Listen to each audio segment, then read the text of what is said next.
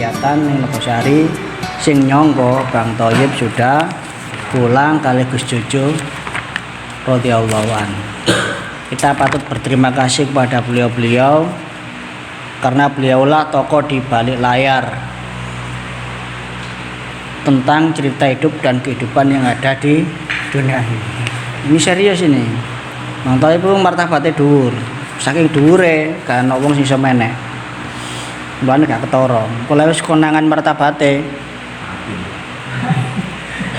Wis konangan soro. Iya. Tapi nggak usah bangga jika Anda itu didekatin Bang Thoyib, dirangkul, diajak, itu hati-hati eling saudara Gus Bogi. Dulu nang kene langsung buyar. Dulu ae sapa wis toko-toko di balik layar itu isyarah itu.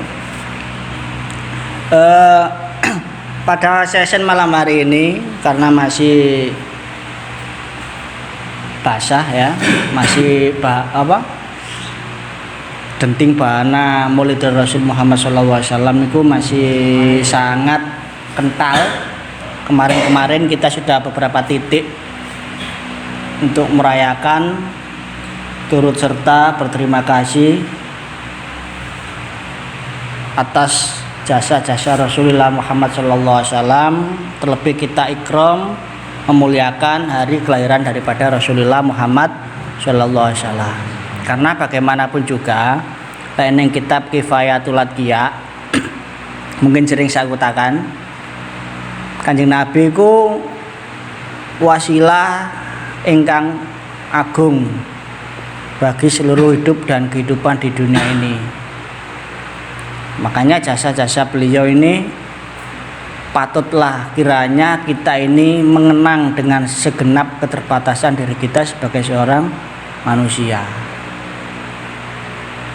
Lebasane wong nampes ku mulutan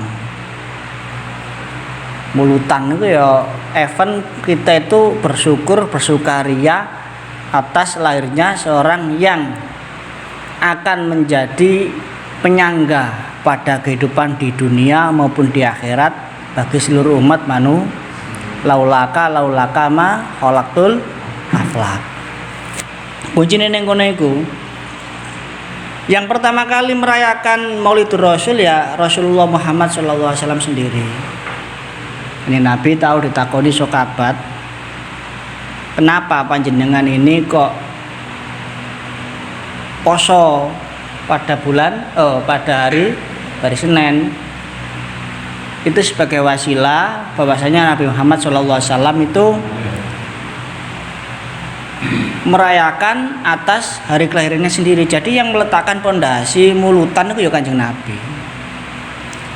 Sehingga kemudian dimodifikasi sampai saat ini, sampai kepada kita itu banyak versi.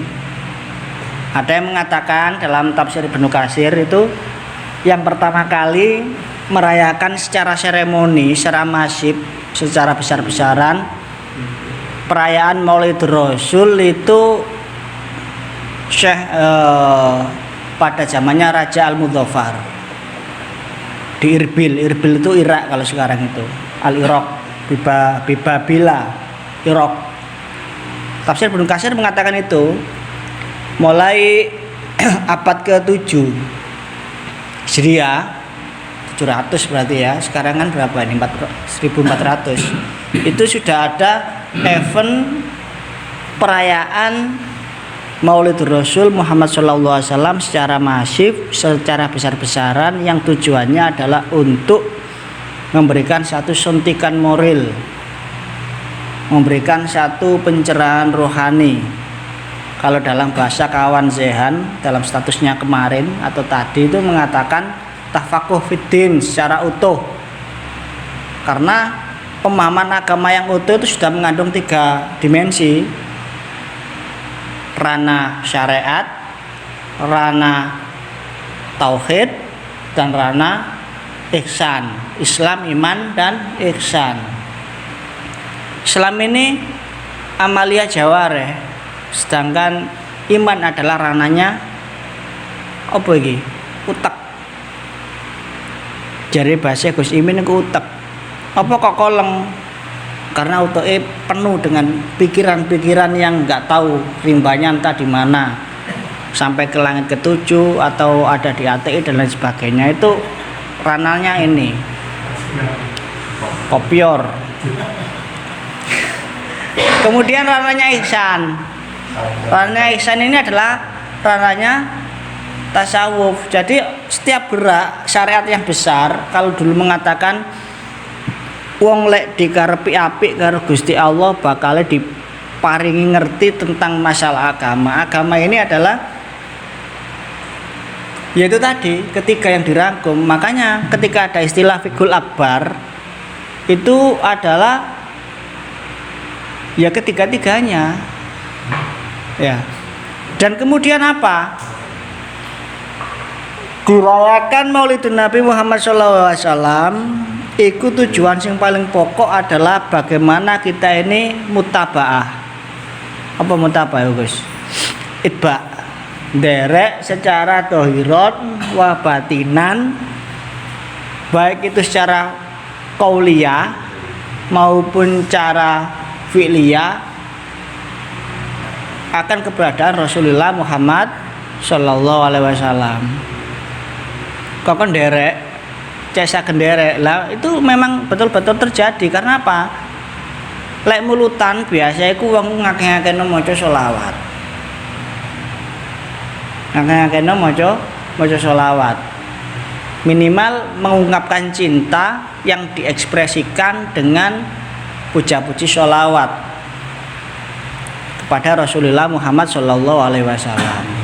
Kadang-kadang ono sing tibaiyah, ada yang al-barzanji, ada yang burda, ada yang membaca puisi dan banyak hal.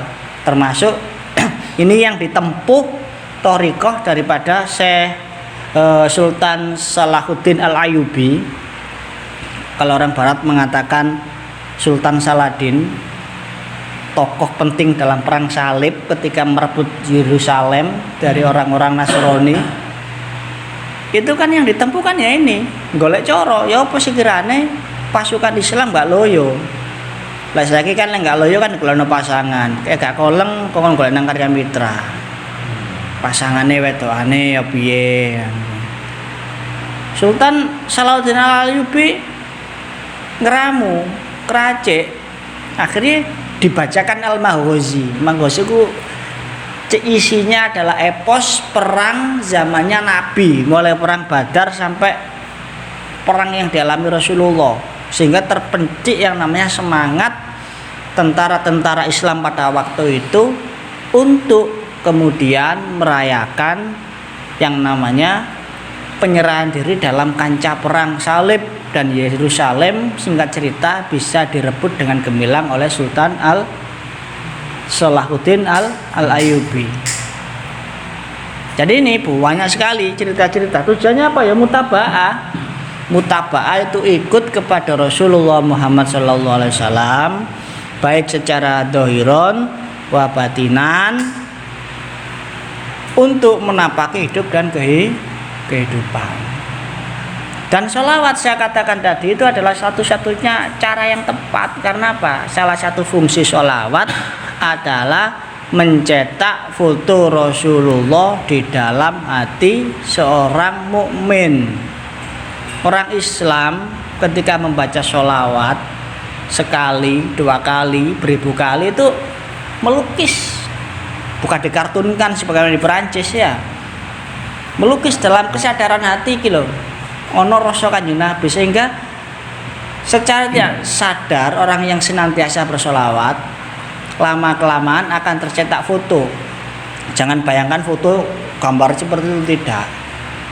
Foto Kanjeng Nabi dalam pengertian bisa mutaba'ah, saged itba dumanteng Kanjeng Nabi. Lek bahasane Gus Uji saged ektada. Apa ektada itu? Ya mengikuti. Makanya putranya kan Ektada bin Nabi Ahmad, penderek Kanjeng Nabi.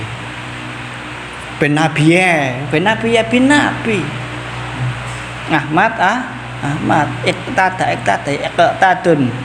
Bahasane ya Ektada apa Ektada? ya mengikuti. Nah, termasuk adanya haul. Kalau Kanjeng Nabi diperingati kelahirannya, kalau haul tentang kewafatan seseorang, karena husnudzon kita, beliau-beliau adalah orang yang husnul khotimah. Bagaimana husnudzon kita kepada beliau-beliau yang kita hauli ini adalah orang-orang yang husnul khotimah, orang-orang yang telah gemilang mengisi hidup dan kehidupan tuntas, selesai dengan ending yang baik. Tinggal bagaimana kita sebagai generasi muda dengan varian kemampuan, dengan apa yang kita miliki sebagai kekuatan, dan tentunya nggak sama, melanjutkan perjuangan setapak demi setapak dengan apa yang kita mampu semaksimal mungkin, dengan cara yang berbeda, dengan pilihan yang tidak sama, dengan metodologi yang juga tidak persis dengan apa-apa yang sudah ditempuh oleh pendahulu-pendahulu kita. Maufullah ya Ali Qasim telah selesai dengan mahakarya kehidupannya yang didedikasikan untuk seluruh umat masyarakat, sehingga minimal beliau itu namanya diabadikan sebagai satu gang, gitu. Karena itu ungkapan terima kasih dengan segala keterbatasan. Wong matur suwun kan yo nggak iso maksimal sesuai dengan kemampuane Imin matur suwun yo samono iku paling boleh PT. Kalau Bang Tayyib lain lagi, dia itu membesarkan warung pohon dengan gerakan-gerakan rohani sosialnya. Mas Bustomi juga sama, gerak-gerakannya sama. Itu ungkapan terima kasih. Pada Ustadz Hasbullah juga, Kiai Ustadz mendedikasikan hidup dan kehidupannya di bidang pendidikan seumur hidup, sehingga abai terhadap dulu zamannya biyen kan guru ya cukup digugu ditiru tok. Gale mangan lek guru jaman biyen kuwi. Gale mangan lek kepengin mangan ya kadu golek watu dhewe. Dan beliau terjadi. Sehingga beliau juga sempat manusia biasa, sempat mutung wae. Balik maneh nang tanah kelahirane ning Arema. Ngejak Pak Lie. Mulai bos apa? Gak semangan. Akhirnya pulang ke Malang, ke Ngaglek. Beliau berdua ini kan asli Arema. Jadi kalau Karim, maaf ya, sebagai pengagum Kanjeng Romo ya, Romo ya Ali Qasim, kok Persibaya. Wah, ini Soro, ini aslinya Arema, darah-darah biru. Disilat itu ketine biru. Ya Qasim. Kemudian Ustadz Hasbullah ini sama-sama santri Tebuireng. Sama-sama santri Tebuireng pada kurunnya Mbah Yai Hasyim Asy'ari. Ketika resolusi jihad dikumandangkan, santri-santri pada budal masih ora tau dididik ning Solondo. Ana santri salih sing durung rabi ya akeh. Biasa pikirannya nek durung rabi kan durung rabi mati. Soro. Dan kacar-kacir memang, tentaranya kacar-kacir, bukan berarti like santri di belum menang ndak, kacar-kacir. Bukti kemudian sampai di Nogosari ini kan dalam kondisi melarikan diri dari kejaran Belanda.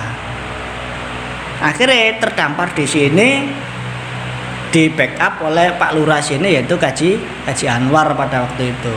Akhirnya wes awamono kene tak kon berjuang. Wani apa ora wani. Akhirnya sempet wah kira-kira gak semangat balik mana neng Ngaglek, akhirnya dijemput lagi. Akhirnya kemudian dibangunkan masjid, dibangunkan madrasah, petanya itu kemudian dibagi profesional lek bagi lek wong menyeluruh kan gak iso lek bagane syuting admin ya admin ae ya. Ojo mele-mele bagian ngomong. Soro. Gue sing dadi Gusti Allah kedua ta Gusti Allah kedua.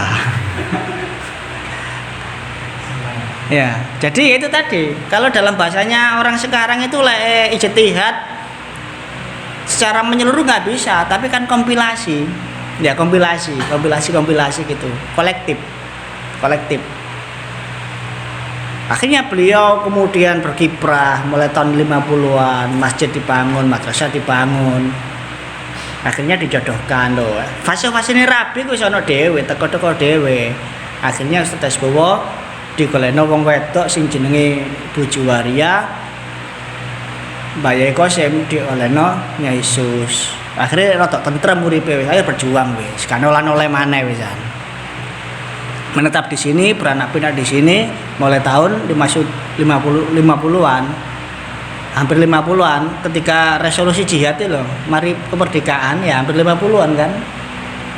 50-an resolusi dan itu bukunya bisa dibaca. Jadi termasuk Kiai Ali Qasim. Beliau ini ada di bukunya Kiai Agus Sunyoto. Jare Toyib takon kok iso ulama pandaan kabeh mlebu jenenge sapa yang informasine aku. Informasine aku. Terus ada di buku resolusi jihad yang sering dikaji jadi rujukan nasional loh. Jadi rujukan nasional ya Gus Sunyoto itu disebutkan namanya termasuk Kiai Ali Qasim, termasuk ya Musyafa, kabeh pandaan bres. Kiai liya gak ono kayak pandaan bres yang disebut jenenge soalnya apa? Karena informasinya dari kita.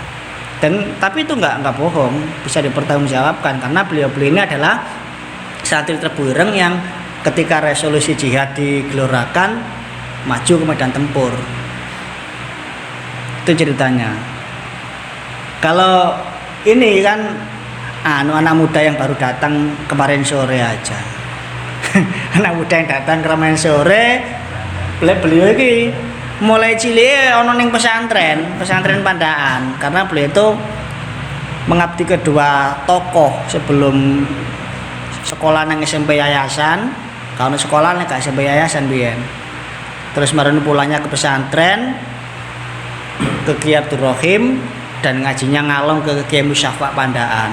Jadi dua tokoh ini yang menanam watak, le aslinya arek celing.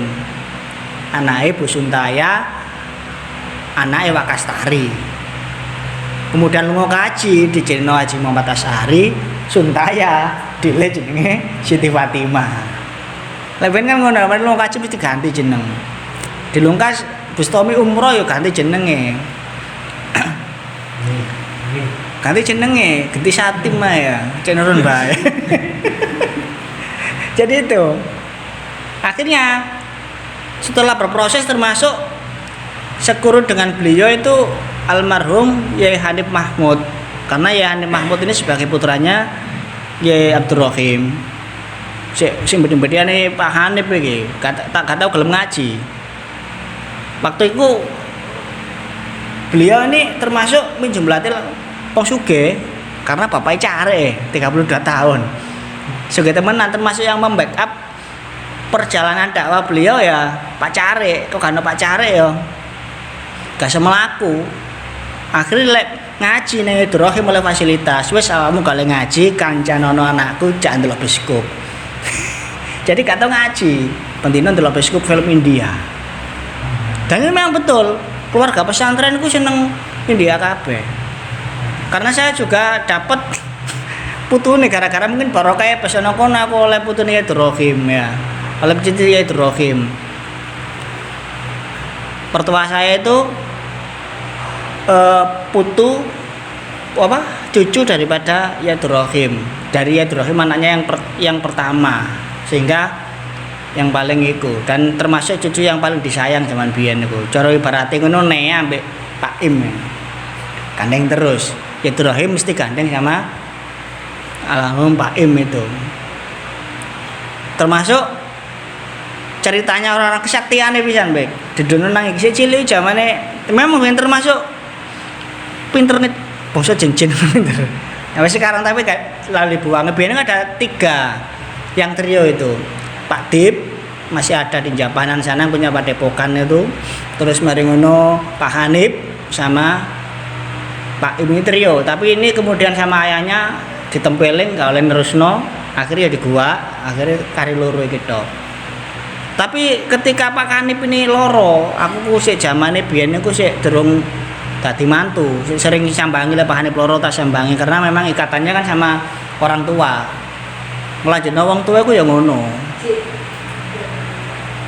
Nglajekno wong tuwa ya ngono lek kaya ngusuci iki lek gak mulutan gak nyambangi kuburane bapake. Baru lek mulutan ngiring arek nyambangi bapake. Asine yo lek iso yo disambangi, dirijiki. Terus marono sambung silaturahmi aja pedhot, silaturahmi ambek siapa mukholid, bahasane ku sapa kancane wong tuane. Tak kai informasi ku, sampean sawano nang Pak Rofi'i itu termasuk mukholid itu. Kalau yang lainnya sudah enggak ada, Ustadz Munati sudah enggak ada. Ustadz Musonib juga enggak ada, Ustadz Anam yang enggak ada, sekarang kabeh. Tinggal Pak Rofi'i itu. Kemudian siapa saja itu yang jadi mukholidnya dia Pak Hatim. Hah? Apa tuh ALM pisan. Gulare wis diukur ALM, wis ono kayangan enggak iso. Gak terkejar lagi udah. Jadi itu silaturahmi teman-teman dan juga sambangan kubur, minimal peteka lek mari salat. Itu bentuk ketaatan seorang putra, aja lepas mulutan to. Mulutan santrine ndego ning kono. Terjadi ngene iku, goal getter. Ya, jadi beliau ini ada di pesantren. Dan kesaksiannya Pak Hanif sering cerita ke saya. Beliau tulisannya welek. Tapi benar teko Sidogiri. Karena dari pesantren kemudian mondok ning Sidogiri tahun 65. Ketika terjadi gestok itu beliau ke Sidogiri, koncone kelangkung Kaji Ridwan, ALM juga, kemudian Kaji Sokib, ALM juga. Dan beliau juga ALM juga kan. Akhirnya ke Sidogiri. Kenapa ke Sidogiri? Karena pamannya pertama kali sudah dari Sidogiri yang namanya Kaji Kholidi. Celing masih hidup sekarang, belum ALM. Belum puncak tertinggi berarti beliau. Puncak karir. Lewang wedok kan ibu rumah tangga duwe anak, ngendong anak itu kan puncak karir wis. Tertinggi karir perempuan ya iku wis, sebut ibu, emak, mama dan lain sebagainya. Karirnya seperti itu. Lewat ALM dhuwur ya. Wis cedek ambek Gusti Allah soalnya. Wis ngerti siksa ambek ngerti nikmate kubur. Gak kena ditiru, ini kok njaluk kula tak ALM mawon. 65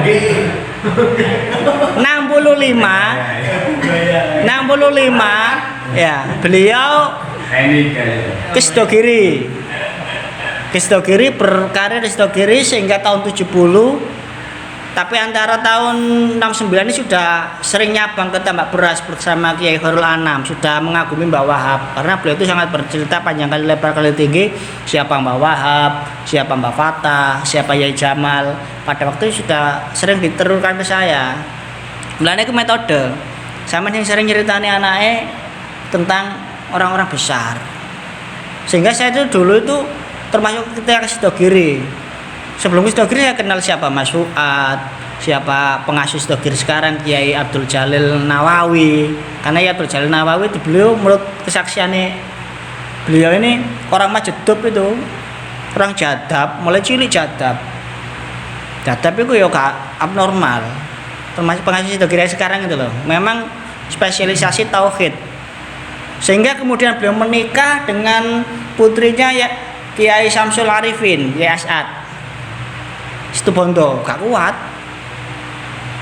Kok jatah bukan normal, gak kena diharapkan normal. Sama kalau di Tebu ada yang namanya Gus Yakub Hasyim itu ya wis gak normal, termasuk Gus Ud.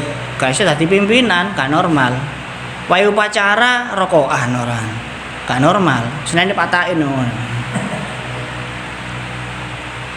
akhirnya ya kufar rokok ya bisa, rumah tangga ya gak tentrem, gak normal. Akhirnya beliau menikah lagi pun sama menurut cerita kepada anak SMA, tapi gak kena ditiru nama si SMA melebu marono jalur dirabi. Termasuk yang menimpa Kiai Khalil As'ad Samsul Arifin kan gitu, sering melakukan ceramah marono ponak senang jalur rabi.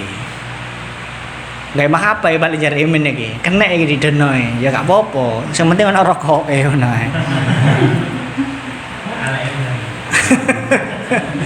Ya akhirnya tahun 69 70 lulus, beliau itu tugas ke Bon Candi, Mbak Semendi itu. Mbak Semendi sekarang itu beliau tugas ke situ, ke Pondok Darun Najah milik Kiai Haji Ja'far Shadiq, dan hubungannya sangat baik. Dan kebetulan Kiai Ja'far Shadiq ini hubungannya sangat baik dengan Kiai Hamid Pasuruan, sehingga barokah baiknya Kiai Ja'far Shadiq sama Kiai Hamid Pasuruan ini, almarhum ayah saya itu sangat dekat dengan Kiai Hamid, sangat dekat sekali. Kalau sowan ayah dulu tuh jalan kaki, jadi biar gak ono sepeda, karena mobil jalan kaki. Paling banter numpak jaran terus paling mapi, numpak dokar. Jalan kaki dan selalu dikasih air putih. Ada teman beliau namanya Ustaz Ilham Mas Duki Pandaan, itu selalu dikasih spesial apa itu namanya? Susu. Memang otaknya cerdas ya. Ustaz Ilham Mas Duki ini seangkatan dengan almarhum ayah Ustaz Ilham. Satu yang belum meninggal itu yang sekarang jadi Rois Surya PBNU, itu teman almarhum di Sidogiri. Dulu sudah sering cerita sebelum beliau jadi orang sama sekali saya sudah tahu karakternya siapa, itu Kiai Miftahul Akhyar. Ya, Rois Surya sekarang Miftahul Akhyar. Itu Mukholid juga belum meninggal.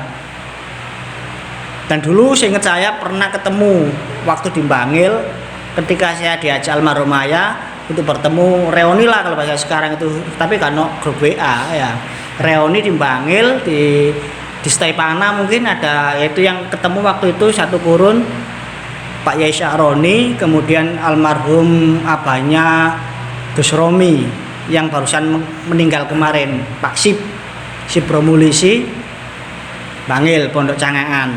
Itu reuni saya mengikuti si cilik melo, tapi Gus Suci sih gak melo waktu itu. Jadi banyak tahu pembicaraan beliau-beliau sama pengurus Dalwa Kiai siapa itu yang sekarang jadi mertuanya Pondok Sangar itu, siapa itu, Gus Izut. Nah, itu dulu sering berbicara gitu. Sehingga kemudian lulus dari mana? Dari Sidogiri, mengabdi di Bon Candi. Bon Candi ini tempatnya Syekhona Khalil dulu. Syekhona Khalil ku biyen lek mondok nang Sidogiri aneh, gak gelem nang Sidogiri. Manggon ning daerah sekitar Bon Candi situ. Ada ini bisa dibuktikan ceritanya kok. Sekitar ada di Bon Candi, kemudian berangkat ke Sidogiri PP tiap hari. Ditakoni, "Lha apa sih kamu rada ngalem ngene iki? Modok rada gaya ngene. Wong jenenge mondok ya ana ning geludakan." Beliau tuh tidak kuat jika itu nanti takutnya menyakiti hati guru, nggak tahu saya, kita nggak tutup kono, rasionalisasi nggak tutup. Oh dia kono rame, guruku turu, kegudo dan sebagainya. Aku gak menghormati anak guru-guru, akhirnya yaitu menempuh perjalanan Bon Candi Sidogiri PPN gitu ya, ada di sejarahnya itu. Ambil moco Yasin, budal petang puluh, kono petang puluh. Akhirnya tadi wong. Itu Syekhona Khalil Bangkalan, sehingga lulus dari sini, kemudian akhirnya kemudian almarhum ayah karena sudah sering ke Mbah Wahab melanjutkan ke tambak beras sampai tahun 74. Teman yang paling akrab yang saya tahu di samping Fuad Syakban Bangil, kemudian ketika punya anak saya dinamakan Fuad, itu karena terinspirasi dari dua orang temannya. Satu putra Kiai Sidogiri, Kiai Fuad Nur Hasan yang sekarang masih hidup. Alasannya apa? Ganteng. Aku juga ganteng ada. Kepingin ganteng. Kemarin kono kepingin kayak Kiai Fuad Syakban, soalnya apa? Ono pondok mau meneng gak gelem metu teko kamar maca buku tok. Ya kira ta nurun aku ya. Soalnya gak sepedaan ya ono kamar maca ya. Ini itu teman akrab. Kemudian yang akrab berlanjut sampai ketika beliau fase-fase tristat apa estrentek ya, itu Kiai Imron Rosadi, Pak Im, ayah Gus Habibie nang kene. Iku Mukholid itu, dan sering bertemu dulu itu. Jadi lek ono apa-apa ya paling ya kongen peteka lagi. Gus, kula enggak ada juga petik peteka 41. Kula nggak ada hajat PTK, mesti PTK tok wis, maca-maca bahasane. Termasuk ketika beliau itu mendirikan masjid di PT Esrentek. Itu kan membawa antara dua orang ini. Pak Im Rosyadi Pondok Pik itu sama almarhum ayah. Sehingga kemudian punya posisi lah di STRN iso sakarpe dhewe, tapi yo enggak mau sakarpe. Sehingga punya rak, punya lain sebagainya untuk mutolaah kalau kerja malam ya, karena punya peran seperti itu. Bahkan ketika beliau mau berhenti dulu juga disuruh wis sampean mboten usah kerja, bahasanya mboten kerja tapi tetap digaji, tapi ya nggak mau lah profesional seperti itu. Ya itu masalah hall. Intinya sama antara kita merayakan sholawat, merayakan Maulidun Nabi Muhammad SAW dan hall para masyayikh itu tujuannya apa? Ya zikir kepada Allah untuk meningkatkan rasa iman kita kepada Allah Subhanahu wa taala. Kenapa? Satu, mandakaroni faqad dakarallah. Iku lek maulid. Mandakaroni faqad dakarallah. Sing sapane wong maca sholawat ning Kanjeng Nabi sesungguhnya ia zikir kepada Allah. Ini hebatnya sholawat itu. Lek sampean zikir, ya zikir ning Gusti Allah tok, tapi enggak iso ngerangkep sholawat, enggak iso ngerangkep istighfar. Tapi lek orang itu membaca sholawat, dia itu sudah trilogi sudah. Satu, dia itu membaca sholawat kepada Kanjeng. Dua, dia itu istighfar kepada Allah.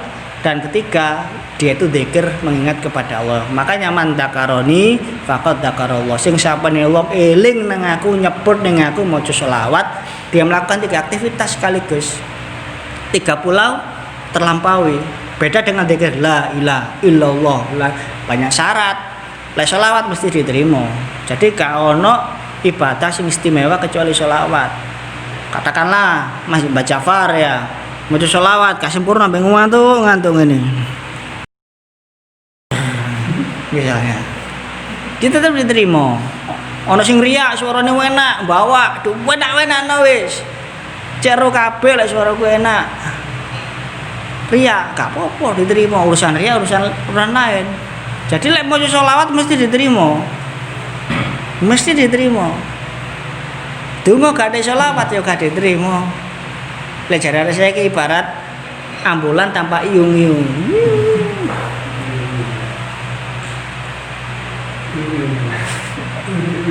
Ya, itu sholawat termasuk dalam hal wusul, termasuk ngaji. Kamu ini kan tujuannya untuk menata infrastruktur batin ini ya. Golek guru, beat repot. Golek guru repot. Guru itu bukan yang membacakan seperti saya ini, bukan. Kalau dalam dunia tasawuf, guru itu adalah mentarbiyah, irsyadul qalbi, yang narik tanpa terasa. Atine sampean ditoto, uripe sampean ditoto tanpa kerasa. Itu namanya mursyid. Dan mursyid gak harus mengajar. Dia diam itu. Sebenarnya dia itu menata. Lek sing urusan ngomong kan urusan nomor 12. Wacana-wacana, pengajian dan sebagainya. Makanya curigalah Anda terhadap Bang Thoyib ini bahaya.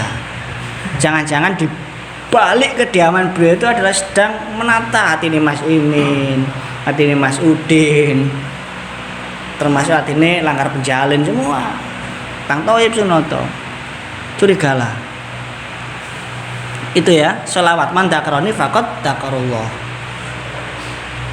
Lek sholawat Kanjeng Nabi dhewe sing mursite Kanjeng Nabi, karena hakikatnya mursid itu ya Kanjeng Nabi. Dari malaikat Jibril pada Nabi, terus baru terbelah menjadi 2. Thariqah dari 2, ada yang dari Abu Bakar As-Siddiq, kemudian ada yang Ali bin Abi Thalib. Abu Bakar As-Siddiq Thariqah Qadiriyah Naqsyabandi. Yang lainnya dari Ali karamallahu wajhah. Sehingga kemudian ada Wabnil Bakiri Khairi Wali, kan anak turune Sayyidina Ali kabeh, leneng dibak iku disepurno kabeh. Sehingga kemudian orang Syiah GR. Wong Syiah tok sing intine dadi mursyid itu wong Syiah tok, tidak. Hasan Husain, kemudian ke Asajad dan anak turunnya ku kabeh. Sampai ke 12 keturunannya Rasulullah itu semuanya adalah mursyid yang menyalurkan rohani Rasulullah. Sedangkan yang Abu Bakar Naqsyabandi dari Naqsyabandiyah, dari malaikat Jibril kemudian Rasulullah turunnya kepada Abu Bakar As-Siddiq. Nah, lek sholawat jalan pintas. Lek jare Gusmi sholawat iku jalan terabas.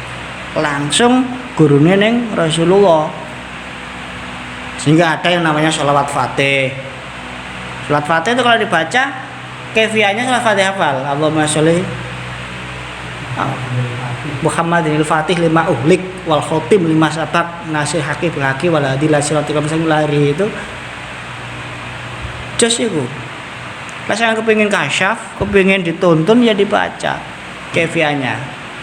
Dan mari sembahyang 11, mari sak 100, marun ditutup patine ya fatah ya fatah ya fatah.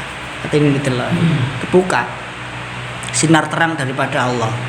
Salat Fatih. Apa salat Fatih? Faedahnya sangat luar biasa, browsing salat Fatih. Siapa penulis salat Fatih, browsing itu. Salat yang luar biasa juga. Salat Fatih. Sehingga apa? Muridnya Rasulullah. Jadi mulai salat Fatih ini Thariqah sudah mulai sholawat. Termasuk menurut Abdullah Wasyaroni, sholawat yang paling utama ya sholawat menuju Allah Subhanahu wa taala. Karena tanpa apa istilah persyaratan yang rumit, registrasinya nggak rumit lah bahasanya itu.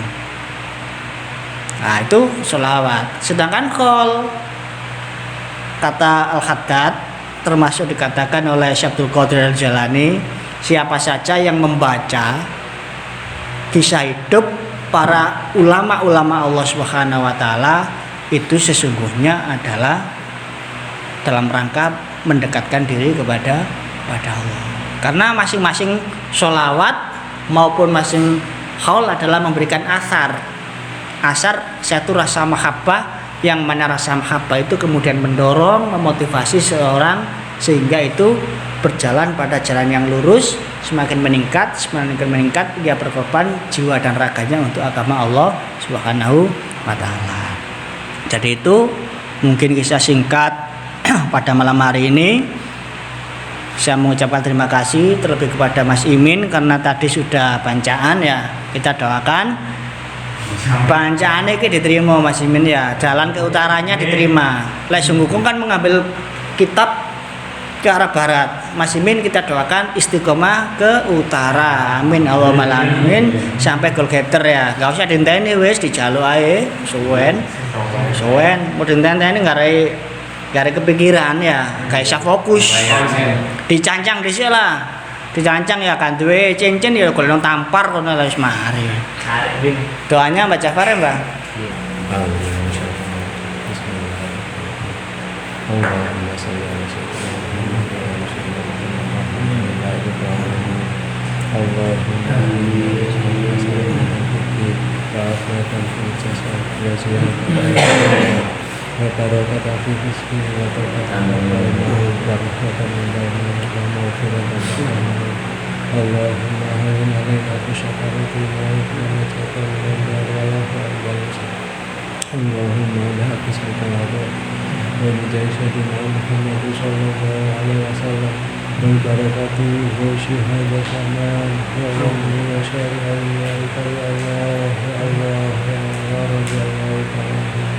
Rabbana zalamna anfusana wa lam taghfir lana wa tarhamna lanakunanna minal khasirin.